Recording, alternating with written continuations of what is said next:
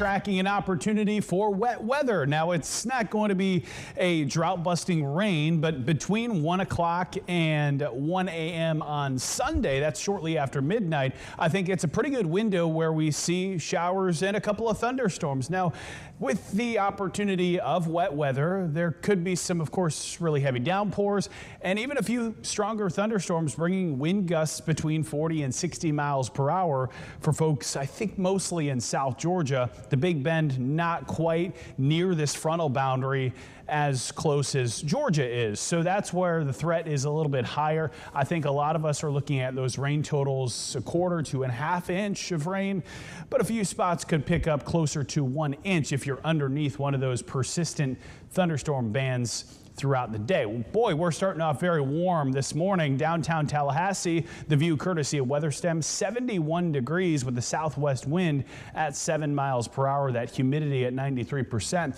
Bainbridge Boat Basin looking at some broken clouds, still starting off very muggy, 70 degrees, also with a southwest wind around 8. I think winds are going to be generally between 8 and 15 miles per hour throughout the day, maybe some higher gusts, but those winds really get kicking as we head into the day tomorrow. That's behind a frontal boundary that is going to help spark off showers today. Now, radar is fairly quiet across North Florida and South Georgia. I am seeing some light showers develop just to the south of Dothan.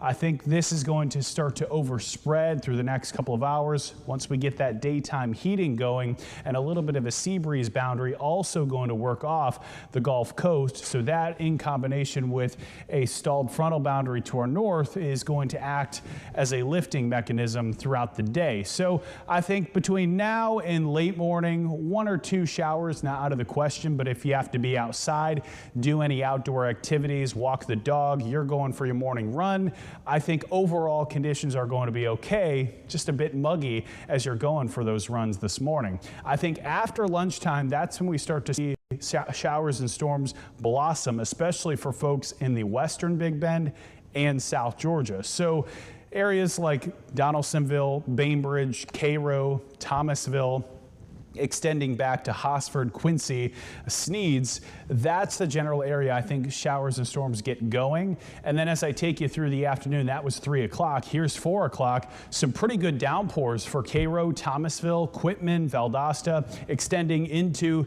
Leon County. Tallahassee, Woodville, wouldn't be shocked to see some good downpours, along with Midway and Monticello. That's 4 o'clock. Mind you, if you're in Live Oak, if you're in Perry, Mayo, Madison, Statenville, we're continuing to stay mostly dry, and even along the coast too. So not everyone gets the rain today. I think the best potential for showers and storms is going to be along and north of Interstate 10, and especially in South Georgia. By the way, these storms in South Georgia could produce some of those stronger winds. That's kind of round number 1. Maybe we get a break after dinner time, but then we get a secondary push of moisture along a front. This is 11 o'clock, and notice most of the area underneath some sort of color.